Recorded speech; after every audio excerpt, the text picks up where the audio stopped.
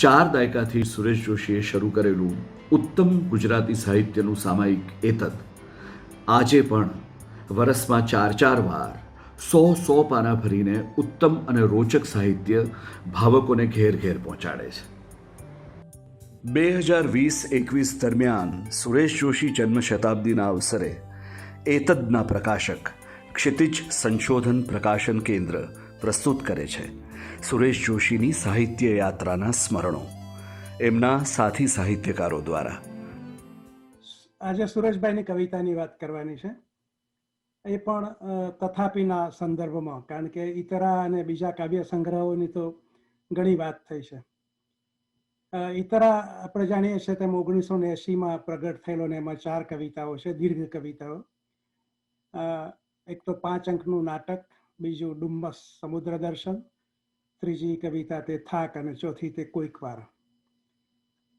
આ કાવ્ય સંગ્રહની બહુ કંઈ ખાસ વાત થઈ નથી.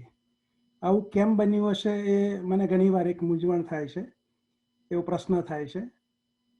એક એવી શક્યતા છે કદાચ કે આ પ્રકારની જે કવિતાઓ છે એને મૂલવવા માટેનું, એનું વિશ્લેષણ કરવા માટેના કદાચ સાધનો ઓછા પડ્યા હશે, એવું બની શકે. કારણ કે આપણું જે કવિતામાં જે ફોકસ હતું મુખ્ય, તો એની ભાષા ઉપર, એની ઇમેજીસ ઉપર, અન્વય ઉપર, ઓર્ગેનિક હોલ ઉપર, ફોર્મ પર, એ જે કંઈ કૃતિનિષ્ઠ વિવેચનના અથવા તો રૂપરચનાવાદના જે કંઈ ઓજારો હતા એના આધારે આપણે મોટાભાગની કવિતાઓની વાત કરતા હતા. ઇવન આસ્વાદમાં પણ આપણે અવારનવાર એ પરિભાષા લઈ આવતા હતા. તથાપિની કવિતાઓ એ જરા જુદી પડે છે એક અર્થમાં. એક તો એ દીર્ઘ કવિતાઓ છે, બીજું કે એમાં ઇમેજીસ, કલ્પનો બહુ ઓછા છે. દીર્ઘ કવિતામાં કેટલાક વિદ્વાનો એવું કહેશે કે એ લિરિકની સામે દીર્ઘ કવિતાને મૂકે છે લોકો, અને દીર્ઘ કવિતામાં કાં તો ડ્રામેટિક એલિમેન્ટ હોય, કાં તો નેરેટિવ એલિમેન્ટ હોય, અથવા બંને પણ હોઈ શકે. એટલે એનો અર્થ એ થયો કે એમાં પેલી જે કલ્પન પ્રધાન જે કહી શકાય, જે ઈતરામાં આપણને મળે છે, એ પ્રકારની કવિતાઓ તથાપિમાં નથી. તો એક મેજર શિફ્ટ એમની કવિતામાં આવે છે મારી દૃષ્ટિએ, કે ઇમેજમાંથી નેરેટિવ તરફ જાય છે. અને એને કારણે કદાચ આપણે આ પ્રકારની કવિતાને માણવામાં ક્યાંક ભૂલ કરી બેઠા, અથવા તો ક્યાંક આપણે એને પૂરતો ન્યાય નથી આપ્યો. બીજી સમાંતરે નેરેટિવ કવિતાઓ ગુજરાતીમાં હતી, જેમ કે સીતાંશુની કે દિલીપ ઝવેરી, અને ઘણા બધા નેરેટિવ કવિતાઓ લખી છે. પણ આ અછાંદસમાં પાછું થોડુંક નેરેટિવ એમણે ઇન્કોર્પોરેટ કરેલું છે. એટલે પહેલી કવિતા આપણે જોઈએ તો એમાં આખો એક નાટકનો જાણે સ્ટેજ ઉપરથી કરતા હોય એ રીતની પહેલી કવિતા એમાં છે. તો આપણે એમ કહી શકીએ કે ઈતરા અને વગેરેમાં જે ઉર્મી કવિતાની નજીક હતા સુરેશભાઈ, અથવા ઉર્મી કવિતા, તો એમાંથી સીધા જ એક મોટો શિફ્ટ તથાપિમાં, ભલે 4 કવિતાઓ છે તો પણ એમાં દીર્ઘ કાવ્યમાં નેરેટિવ તરફ અને ડ્રામેટિક્સ તરફ વળે છે. બીજું એક બને છે કે ઈતરા અને એ પ્રકારની કવિતાઓમાં જે ઇન્ડિવિડ્યુઅલિઝમ છે, અથવા જેને આપણે આઈ કહીએ, એ આઈ, હું, કરતા, એ કવિતાનું એક ઓરિજિન બનીને આવે છે. એટલે કે બધી ઇમેજીસ ના મૂળ આપણે કોઈક આઈમાં ટ્રેસ કરી શકીએ. પણ તથાપિમાં જે કવિતાઓ આવે છે એમાં આઈ બધાનો સોર્સ બની નથી આવતો. એટલે ઇન્ડિવિડ્યુઅલમાંથી સીધા જાણે કે કમ્યુનિટી તરફ જતા હોય એ રીતે. કારણ કે એમાં જે હું આવે છે આ પ્રકારની કવિતામાં, તથાપિમાં, એ હું એ પેલો રોમેન્ટિક હું, અથવા તો જેને આપણે ઓરિજિન કહી શકીએ, એ પ્રકારનો હું નથી.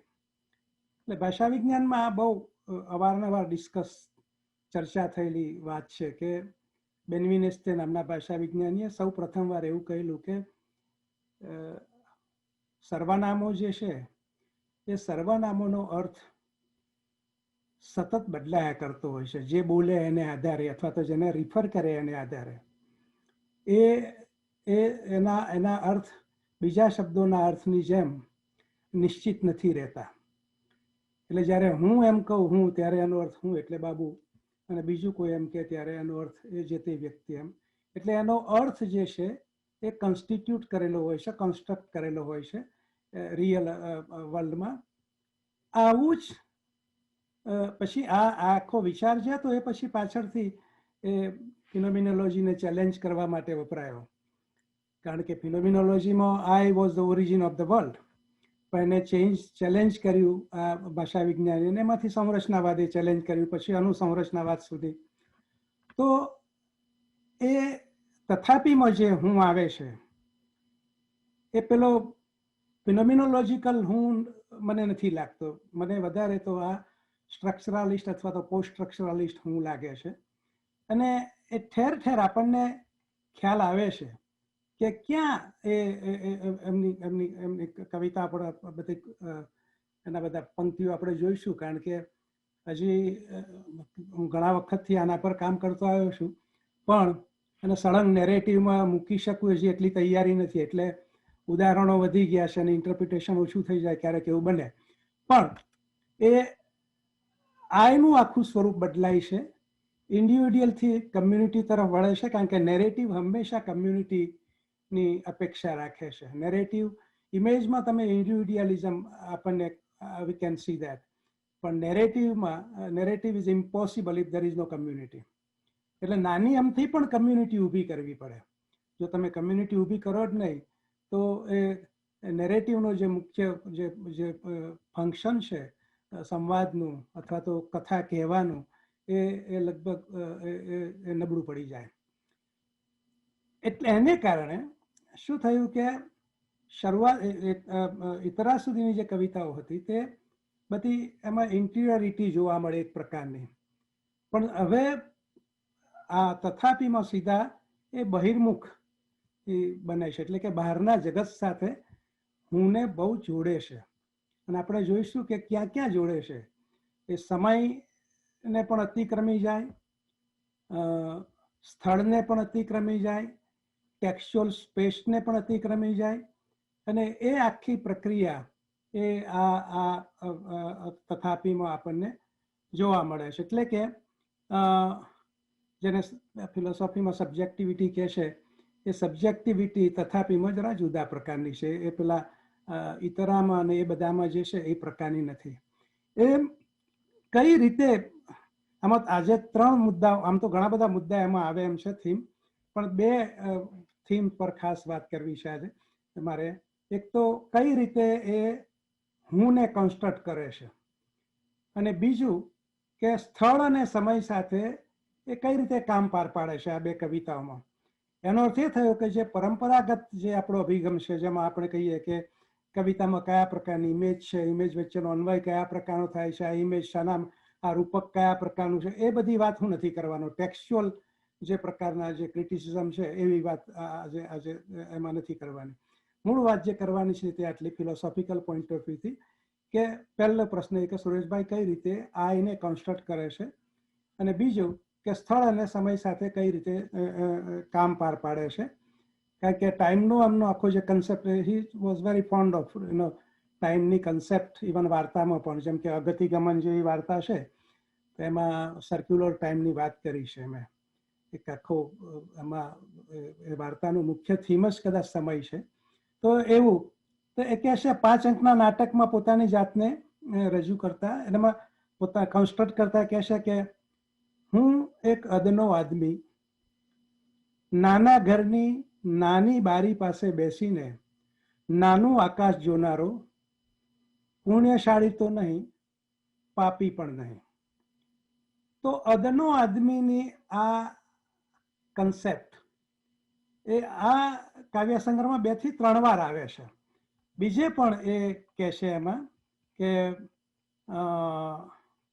એમ તો થાક કવિતામાં એમ તો કોઈ વાર જીવ્યો છું એક નિરુપદ્રવી અદનો આદમી થઈને, આજ્ઞાંકિત બનીને, પુરાતા પાયાના ચણતરમાં પથ્થર પણ થઈને જોયું છે. તો એક પહેલી વાત તો એ કે પોતાને એ જેમ પેલા ઇતરામાં કે એક કવિ તરીકે રજૂ કરે છે, કવિનું રોમેન્ટિક સ્વપ્ન કે એ પ્રકારનું આપણે શીર્ષક આપ્યું છે આનું મૃણાલ કવિતાનું, એને બદલે અહીંયા એ પોતાને એક અદના આદમી તરીકે રજૂ કરે છે. એટલે એ રીતે પોતાને કન્સ્ટ્રક્ટ કરે છે આઈને. એટલું જ નહીં, પ્રેમથી પણ વંચિત ગણાવે છે પોતાને. એટલે કહે છે કે પ્રેમના અઢી અક્ષર જોડવા જેટલી મેં નથી જોઈ કોઈ નારી. હવે પહેલી કવિતામાં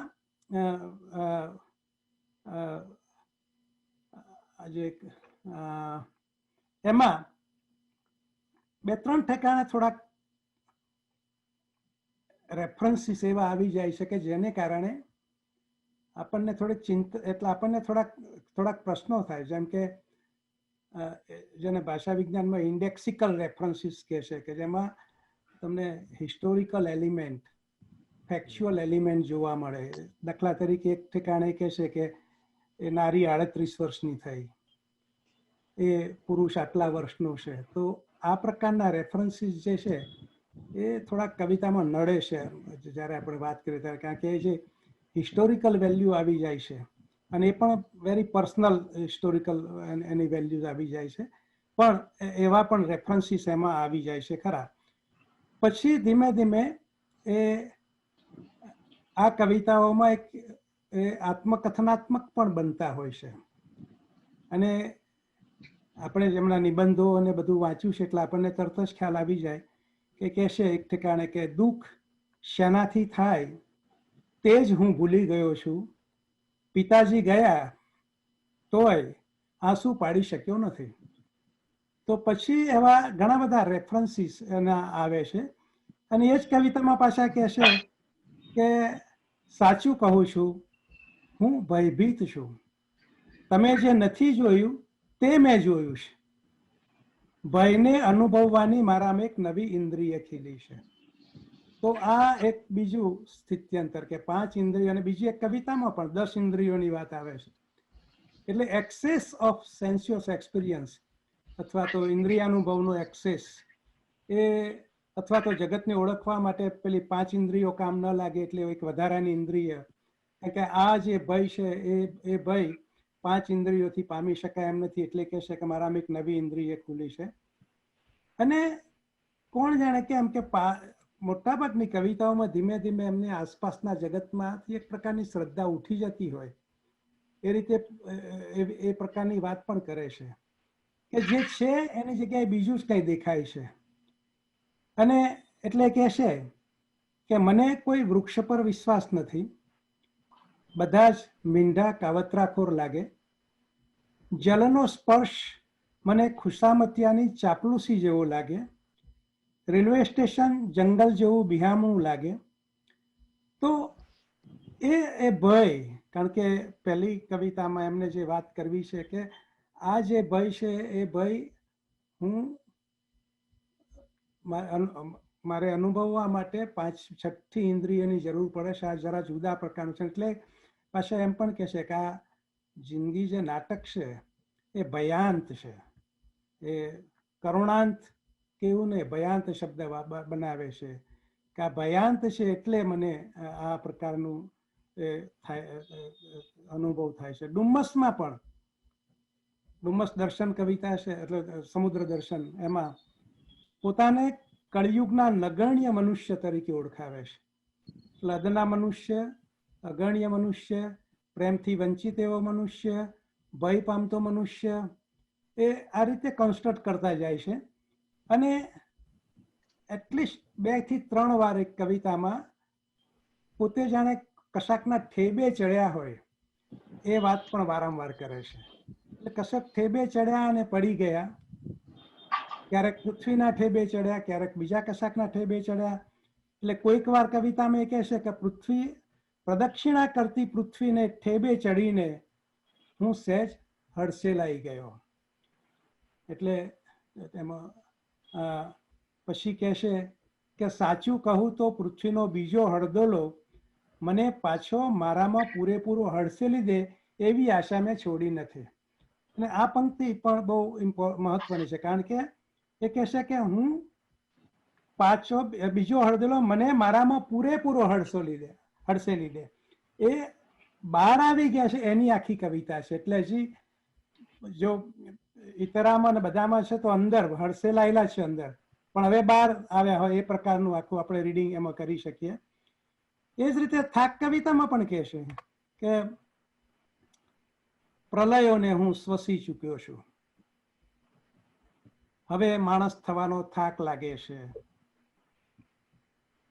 કોઈક વારમાં પાછા એમને પોતાને એક લેંગ્વેજ, એક લિપિ તરીકે ઓળખાવે છે. એ કહે છે કે વણ ઉકેલાયેલી લિપિ જેવો હું પોતે મારા પર જ અંકાઈ ગયો છું. અને પછી કહેશે કોઈ અપરાધી દેવાદારની જેમ શા માટે હું આ બધો હિસાબ આપવા બેઠો છું.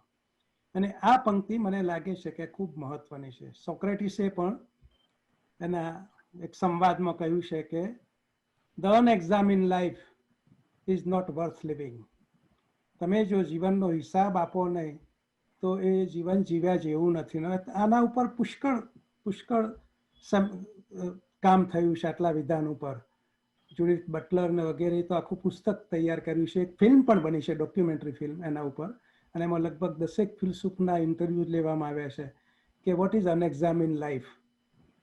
તો મને એમ લાગે છે કે આ તથાપિની કવિતાઓ એ એક પ્રકારને હિસાબ આપવા બેઠા જીવનના અંતે, પાછલા ભાગમાં, અંતે કહેવા કરતા પાછલા ભાગમાં એ પ્રકારની કવિતાઓ છે. અને જ્યારે હિસાબ આપે છે ત્યારે કવિતાનો હિસાબ આપવા નથી બેસતા, સર્જકતાનો હિસાબ આપવા નથી બેસતા.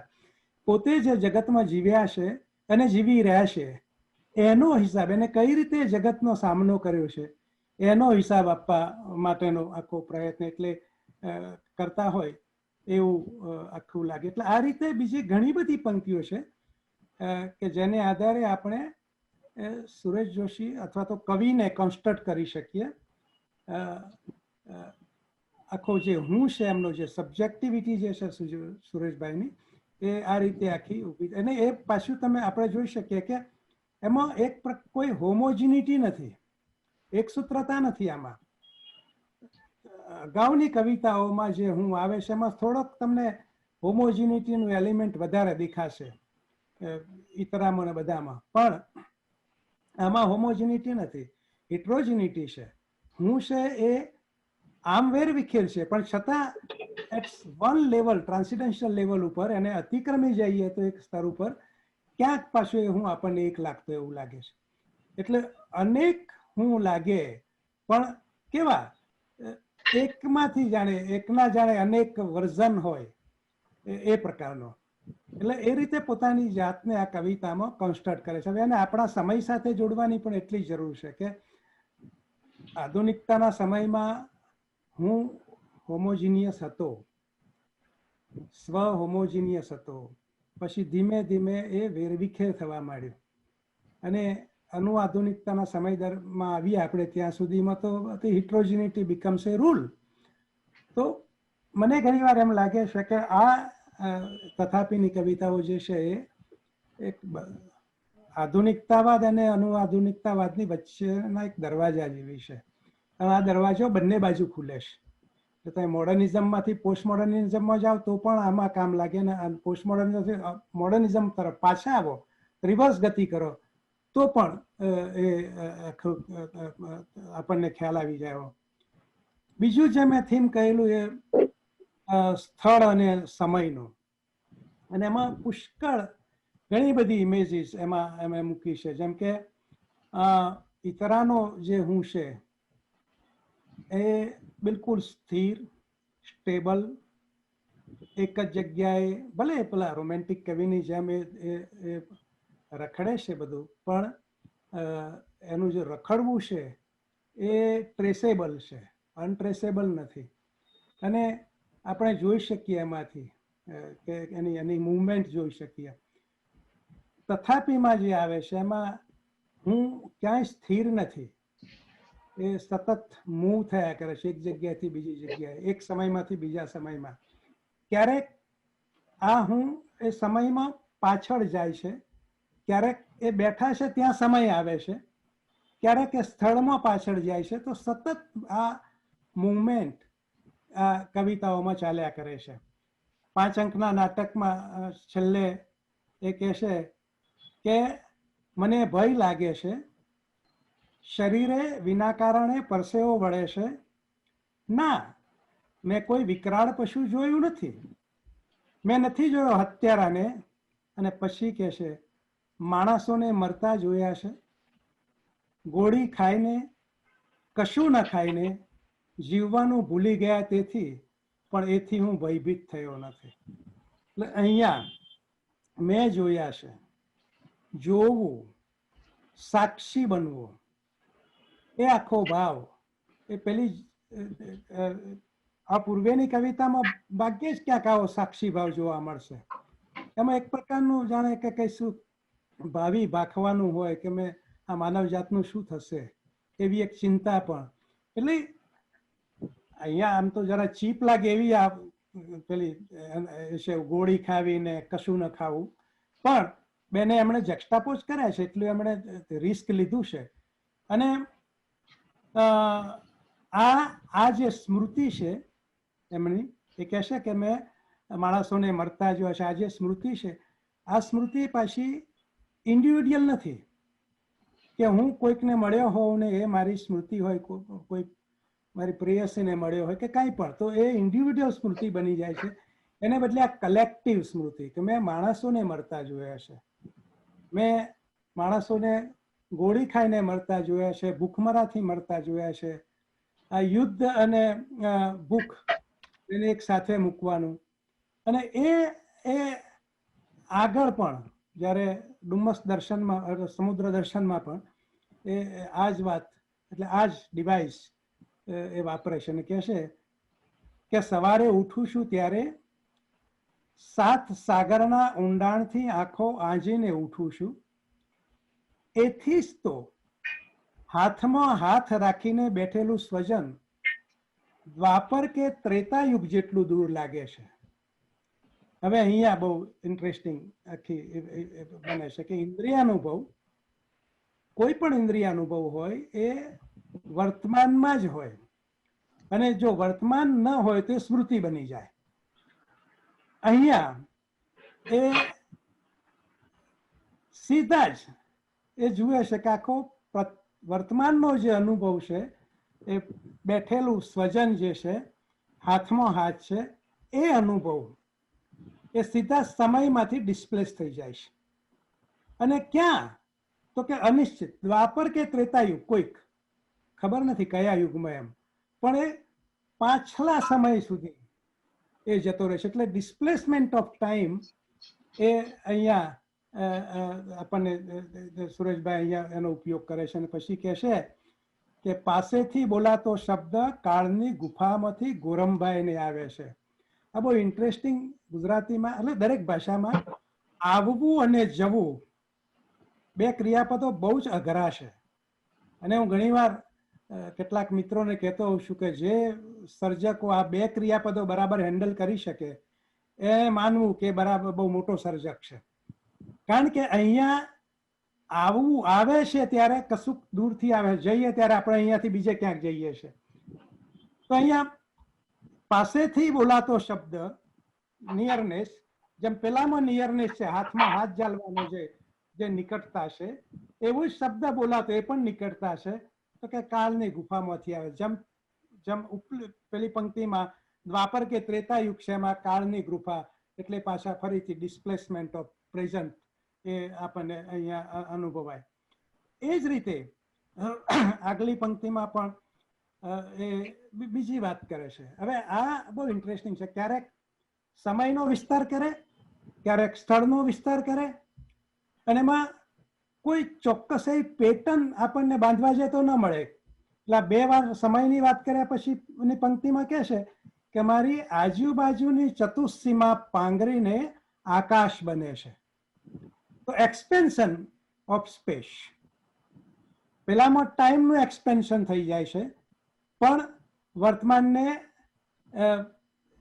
એનિહિલેટ કરીને, એટલે તેને શૂન્ય બનાવીને અથવા તેનું અહીંયા સ્પેસ જે છે તે સ્પેસને આકાશ બનાવે ને પછી કહે છે, પાછા ફરીથી સમય પર આવે અને કહે છે કે મારો પડછાયો સુદ્ધા આગલા ભવનો લાગે છે. ગોખલામાંના દેવ પર સત્યયુગની ક્રાંતિ જોઉં છું. એટલે માઇથોલોજીકલ રેફરન્સીસ, દ્વાપર, ત્રેતા, સત્યયુગ, પછી પૂર્વજન્મની વાત, આ બધામાં એ મેં કહ્યું તેમ કે જે હું છે કવિનો, એ હું ડિસ્પર્સ થઈ જાય છે, વિખરાઈ જાય છે. કોઈક એક ઓરિજિનમાં રહેતો નથી, કોઈ એક સ્થળ પર રહેતો નથી.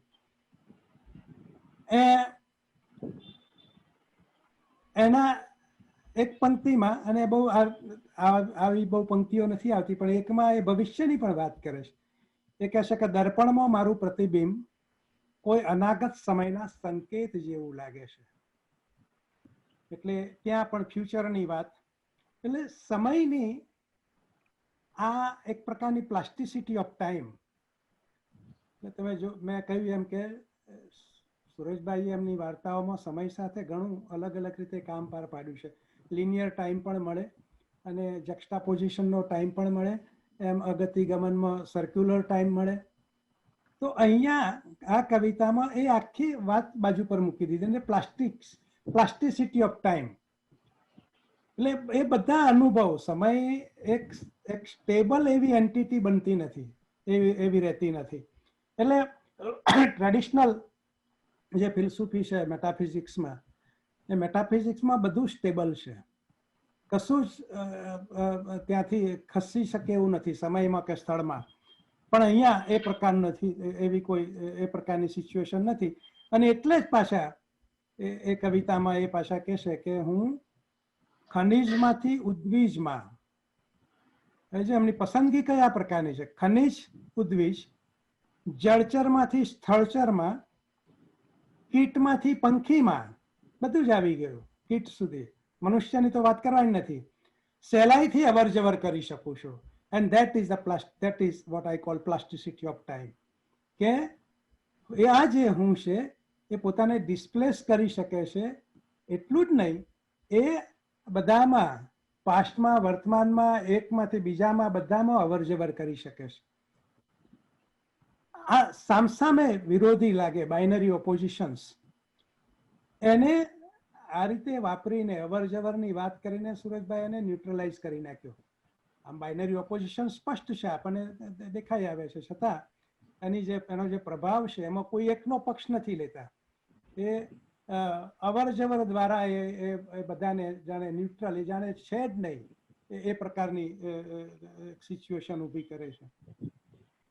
થાક કવિતામાં પણ આ જ વાત એ કરે છે. એમાં ઘણા બધા સંદર્ભો લઈને કે દ્વાપર યુગમાં પકડેલી ગદાના વજનથી હજી મારો જમણો હાથ કળે છે. તો એ આખું એક્સપેન્શન ઓફ ટાઈમ, પ્રેઝન્ટથી દ્વાપર યુગ, અને શાનાથી, તો કે કળવું, પેન, પીડા, એ પીડા એની વાત. અને પછી ત્યાર પછી કઈ નહીં તો 50 યુદ્ધોમાં હું હણાયો હોઈશ. ત્યાર પછી કઈ નહીં તો 50 યુદ્ધોમાં હું હણાયો હોઈશ. ક્યાંક એકાદ ખાંભી પર મારું નામ વાંચાનું પણ મને સાંભળે છે. બધું સ્મૃતિ જાણે. પણ આ સ્મૃતિ કયા પ્રકાર, પછી આપણે વાત કરીએ છીએ. એકવાર તો એમ તો એકવાર કાયરતાનો માર્યો ખેતરમાં ચાડીઓ થઈને ઊભો રહી ગયો હતો, કોઈ ગોળીથી વિંધાઈ ગયેલો. હજી કોઈ વાર મારા શ્વાસમાં કોઈકને પોટેશિયમ સાયનાઇડની ગંધ આવે છે. પ્રિયતમાને આલિંગન કરવા જતા મારા કાંડા પર ત્રોફાયેલી 5 આંકડાની સંખ્યા પર નજર પડતા એ બિચારી છળી મરે છે. હવે આપણને તો સરેરાશ વાચકને કદાચ ખ્યાલ ના આવે અહીંયા, પણ અહીંયા સેકન્ડ વર્લ્ડ વોરની વાત, જે જૂ ઇશ્યુના જે નંબર તાકતા હતા, ત્રોપતા હતા 5 નંબરના, અને ઘણી ફિલ્મોમાં આપણે જોયું પણ હશે કે એકદમ બોય નીકળી જાય ને સામેનો માણસ જોઈ લે કે આ તો એક જમાનામાં કોન્સન્ટ્રેશન કેમ્પમાં હતા, આખી સ્મૃતિ આવી જાય. તો કેટલા બધા રેફરન્સીસ છે એ દ્વાપર યુગમાં ગદા એટલે મહાભારત રામાયણની વાત, પછી 50 યુદ્ધમાં હણાવાની વાત, પછી ચાળીઓ બનીને ઊભા રહ્યા પછી પણ ગોળીથી ઘવાઈ જવાની વાત, પછી પોટેશિયમ સાયનાઇડ ને પણ આની સાથે સેકન્ડ વર્લ્ડ વોર ની સાથે એટલે નાઝીઓ સાથે સંબંધ, કાંડા પર જે ત્રોફાયેલું છે એને પણ. તો આખો પાસ્ટ જે છે એ અહીં પેલી શું કહેવાય કે ખાલી સ્મૃતિ બનતો નથી, રીમેમ્બરિંગ એટલે ફરીથી જાણે કે એ મેમ્બર બનતા હોય એ ઘટનાના. ખાલી યાદ કરવું નથી અહીંયા, ખાલી બ્રિંગિંગ આઉટ ફ્રોમ પાસ્ટ નથી, ફરીથી જાણે કે એ અનુભવતા હોય એ રીતે વાત કરે છે. અને આ વખતે સમય એમાં પાછા જતા નથી પણ એ સમય જાણે કે એમની પાસે આવે છે, એક કવિની પાસે. અને આ બધામાં સાક્ષી ભાવ છે અને પોતે વિક્ટિમ પણ છે અને પોતે પાર્ટિસિપન્ટ પણ છે. કેટલાકમાં એ પાર્ટિસિપેટ થવાની ના પાડે છે પણ પાર્ટિસિપેટ થઈ ગયા, જેમ કે ચાળીઓ બને છે પણ ગોળી વાગે છે, તો રેઝિસ્ટન્સ છે પણ વિક્ટિમ બને છે. તો આવા વિક્ટિમ અને સાક્ષી ભાવ બંને ભાવ સાથે લઈ આવે ને પછી આ જ કવિતામાં પાછા આગળ આ જ ડિવાઇસનો ઉપયોગ કરીને કહે છે કે ઋગ્વેદમાં થઈને બૃહદારણ્યકમાં બેઠો, ત્યાંથી નીકળ્યો તે ભગવદ્ ગીતામાં અટવાયો, અને પછી જે પંક્તિ આપે છે બહુ સરસ છે, કહે છે કે પછી તો મેં કાંઈ વિંધ્યા છે વન. હવે આ વન જે છે એ ઋગ્વેદ પણ વન, કારણ કે એક જ પેરાડાઇમમાં જો આપણે મૂકીએ ઋગ્વેદ, બૃહદારણ્યક, ભગવદ્ ગીતા અને વન, તો તરત જ આપણને ખ્યાલ આવશે કે આ જે ગ્રંથોની વાત કરી છે એ પણ એક પ્રકારના ફોરેસ્ટ જેવા જ છે, વન જ છે. એ રીતે આખું એને પેરાડિગ્મેટિક એનું રીડિંગ કરીએ તો આપણને ખ્યાલ આવશે. એવા ટેક્સ્ચ્યુઅલ રેફરન્સીસ પણ ઘણા બધા આવે, એટલે ટેક્સ્ચ્યુઅલ સ્પેસમાં, એટલે એક ટેક્સ્ટમાંથી બીજી ટેક્સ્ટમાં સરળતાથી જઈ શકે. ડુમ્મસ સમુદ્ર દર્શનમાં કહે છે કે દૂર માછલીઓએ ફેલાવેલી જાળ પોલ ક્લીના ચિત્રની જાણે રેખાઓ, એટલે પેઇન્ટિંગનો રેફરન્સ. ક્યાંક પાસેથી જ આવતી કોઈકના કેશ રાશિની ઉત્તપ્ત ગંધ, જોઉં છું તો બોડલેરની પ્રિયતમા, એટલે બોડલેરનો રેફરન્સ. ષઢની જેમ જ ફરકે છે એના કેશ, પણ કવિ ક્યાં?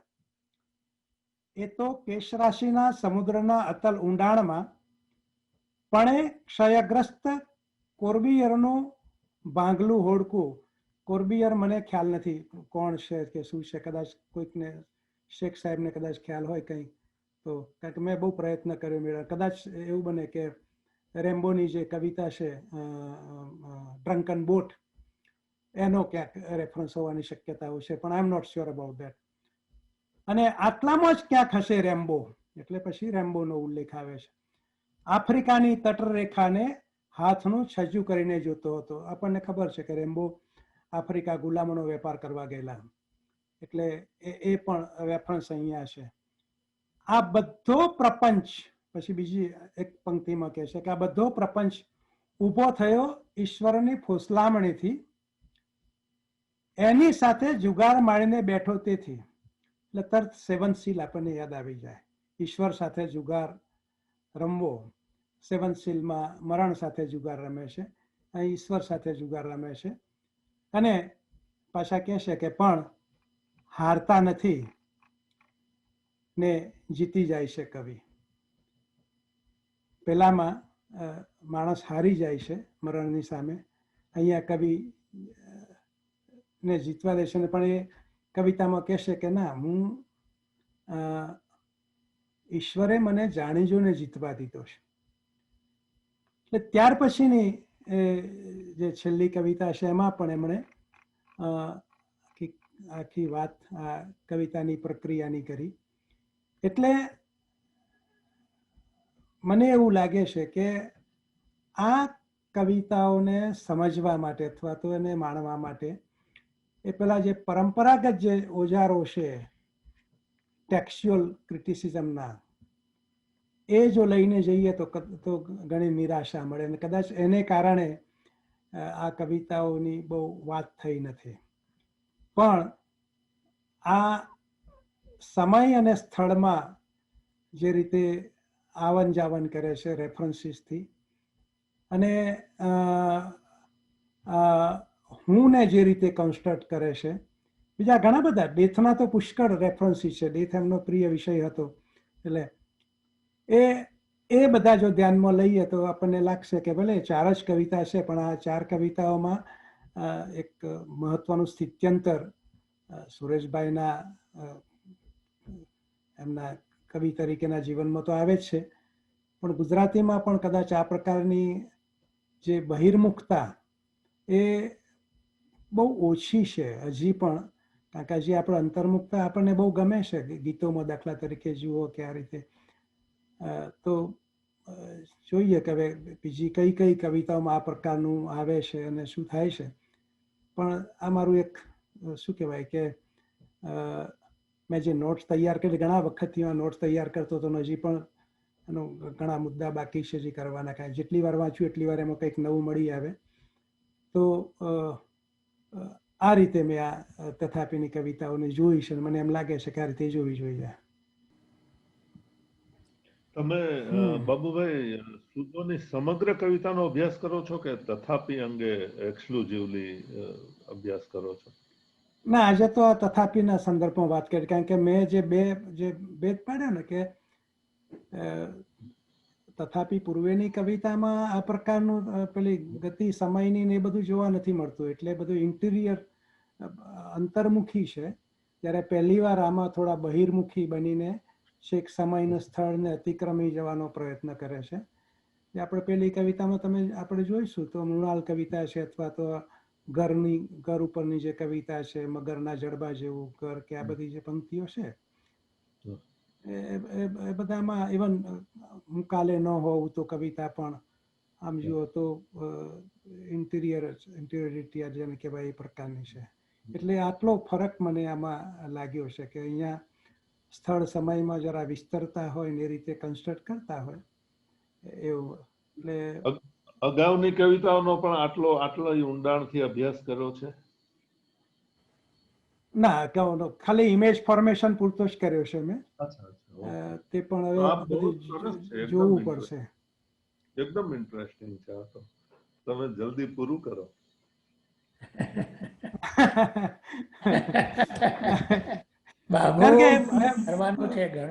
મોડર્નિઝમમાં શું હતું કે આધુનિકતાવાદમાં ઇમેજ ફોર્મેશન, અને મને બરાબર યાદ છે જ્યારે હું SYBM ભણતો હતો ત્યારે સુરેશભાઈ ગોધરા આવેલા, અને ત્યારે એમણે પિરાંદિલોની વાર્તાઓની, પિરાંદિલો ને બીજા કોઈક બે વાર્તાઓ, માખી ઉપરની વાર્તાની વાત કરેલી.